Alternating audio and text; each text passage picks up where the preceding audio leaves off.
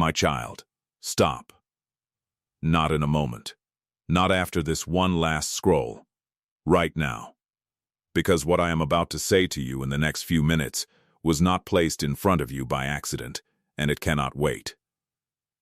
I know you have heard that before.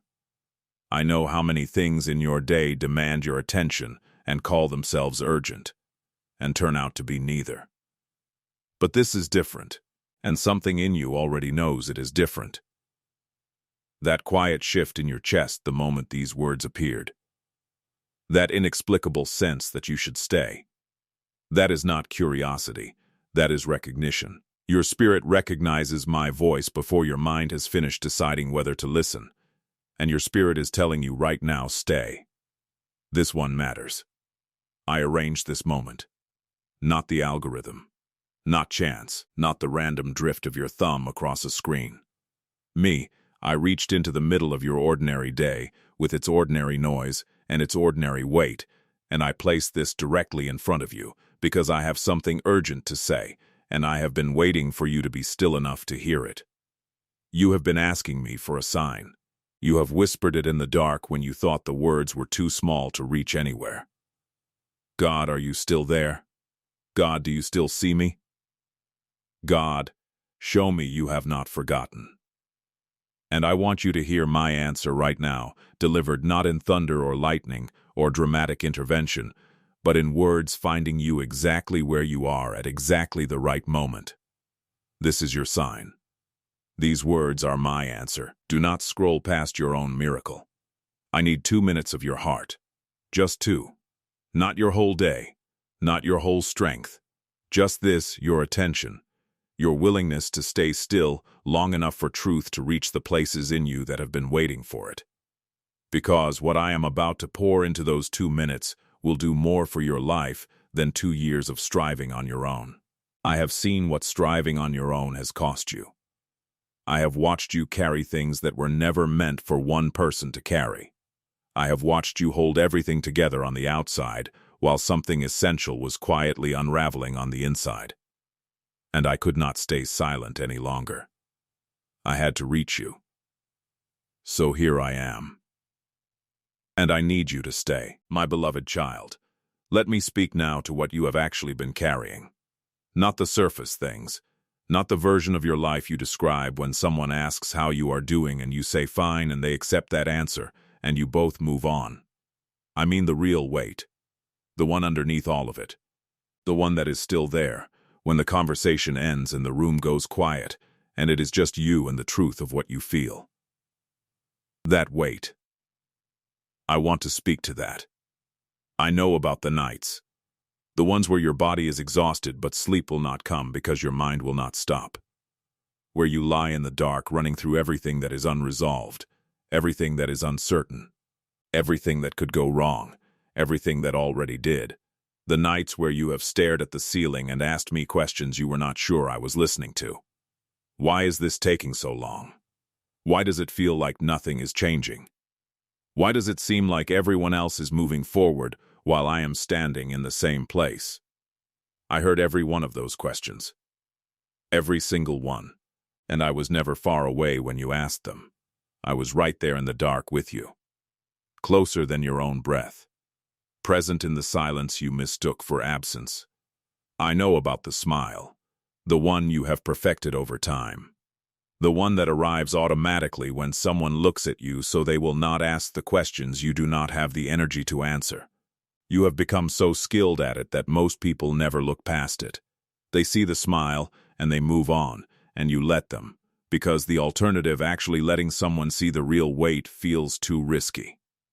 What if they cannot hold it? What if they walk away?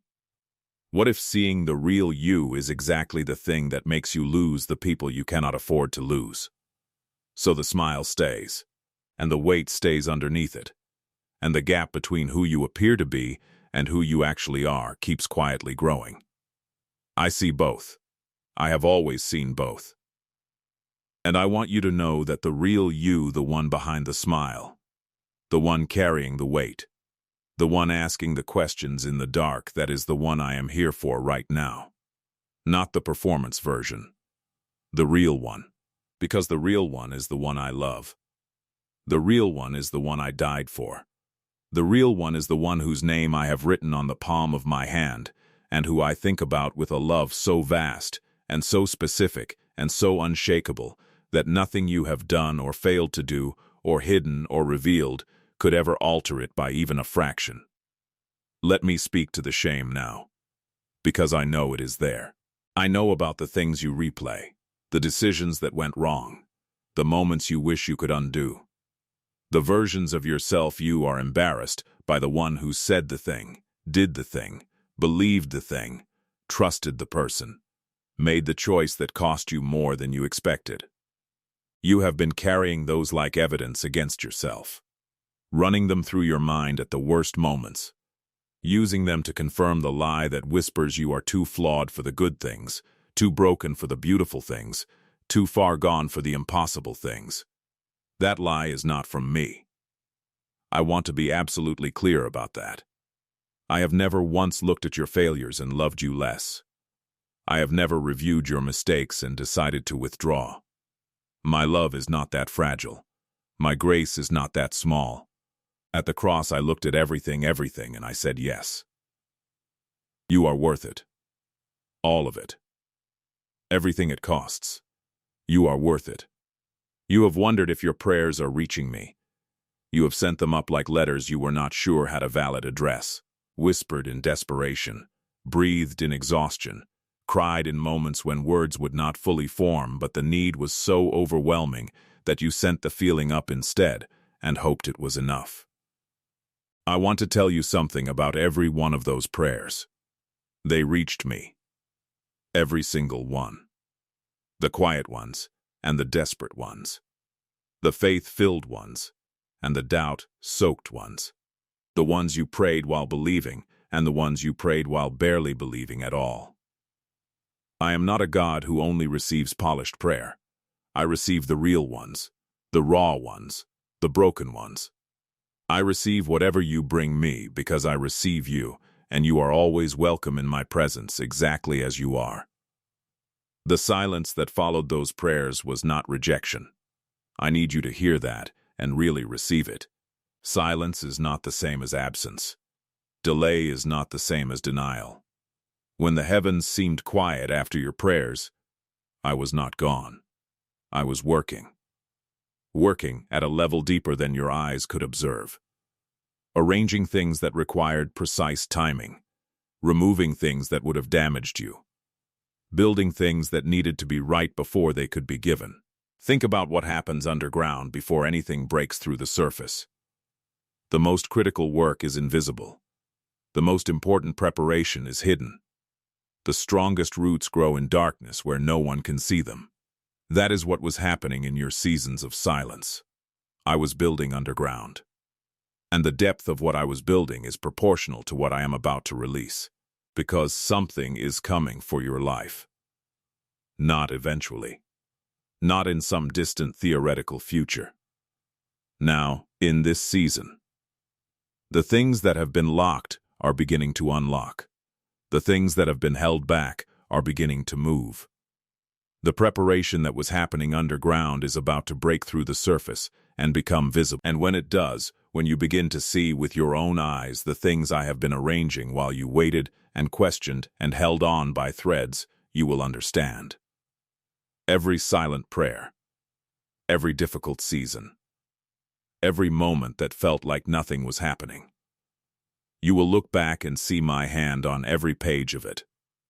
Now I want to speak to what the enemy has been using against, because he has had strategies in your life, and I want to name them so you can see them clearly and stop giving them power.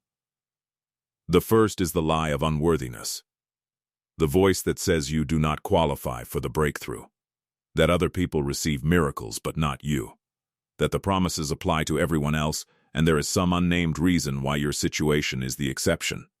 That voice is a lie. You are not the exception to my promises. You are exactly who my promises were written for. People exactly like you. Tired like you. Imperfect like you. Questioning like you. Holding on by faith they cannot always feel like you. Those are my people. That has always been my people. and you are mine. The second strategy is distraction. The enemy knows that if he can keep you busy enough, noisy enough, stimulated enough, he can prevent you from having the kind of stillness in which you actually hear me. He fills your life with things that are not bad, but are not me. Things that occupy the exact space where the encounter would have happened. And he does it consistently until the habit of reaching for distraction becomes stronger than the habit of reaching for my presence. This is why I interrupted your day, because I needed to get through the noise. I needed to reach you before another day passed, where the enemy successfully kept you too busy to be still. I arranged this moment specifically to cut through everything he has been using and get directly to the real you. The third strategy is fear. Fear of the future, fear of more disappointment, fear of hoping again after hoping hurt, fear of opening up after closing hurt, fear of stepping forward after stepping forward and falling hurt. The enemy uses your history of pain as a barrier to your future of possibility. He takes the real hurt from real experiences and uses it to build a cage that looks like wisdom, but is actually limitation. I am not asking you to pretend the hurt was not real. It was real. I felt it. I am asking you to stop letting yesterday's pain write tomorrow's permission. You are allowed to hope again. You are allowed to believe again. You are allowed to reach for the things I placed in your heart before disappointment taught you to pull back. Those desires were placed there by me. And I do not plant things in my children that I have no intention of fulfilling. I want to declare something over you, not as comfort, not as encouragement, as declaration from the God who holds your entire story in his hands. The chains that have held you are breaking. Fear is losing its grip on your mind. The shame that has been following you is being lifted. The cycles that have kept you in the same place are being interrupted. What you have been believing for is entering a new phase, not because you finally did enough or became enough or believed perfectly enough, but because it is time. Because the preparation is complete.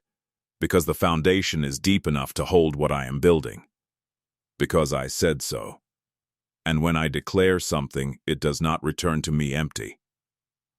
I am releasing peace into your mind right now.